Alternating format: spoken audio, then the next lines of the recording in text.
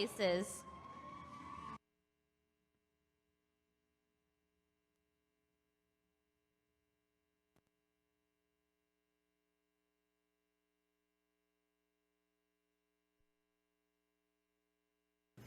We're busy people. We got places to be. So many places. However many places we need to get away from dealing with our problems, that's how many places we got. We are not at risk for not having enough places. When we were kids, we used to twist up our faces in defiance each morning because we had to go to school. But school was a place. Training grounds for the rat race in which they taught us to chase down a living, even though that meant giving up our best years so we could save enough money to enjoy our worst. Even though that meant backburnering our own ambitions so we could toe the company line first, but work was a place.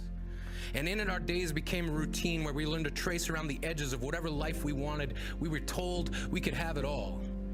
But our skulls became houses haunted with the stress of job security.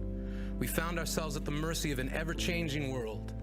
Fingers curled around the handles, we started to pick up speed. Our veins became a hallway of time through which we began to bleed the same old day in, day out. Devout in our duties, but always with our eyes on the clock. We would watch the minute hand shake hands with the hour hand. Our dreams became castles being built in the sand of an hourglass where time kept slipping away. We became cheerleaders, rooting on the end of the day. We couldn't wait to go home, because home was the place. Our base of operations where we drafted up battle plans for the future. We had plans for all those many years ahead.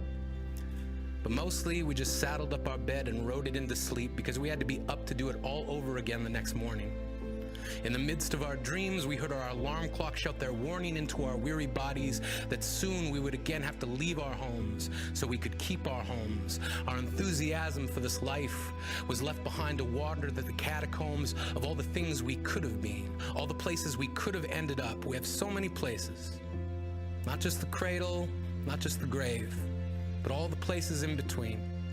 Places where we traded away our time to become cogs in a machine that's been breaking down for decades. And while we sink deeper into an abyss of lassitude, the cord that connects us to our humanity is being chewed through by greedy teeth. Our detachment is being twisted into a wreath, being laid upon the headstone of our tenacity. We used to fight for one another. But hey, we're busy people. We got places to be. We got so many places. We are not at risk for not having enough places. Places for the indifferent, places for the greedy. No place for anyone begging us for change.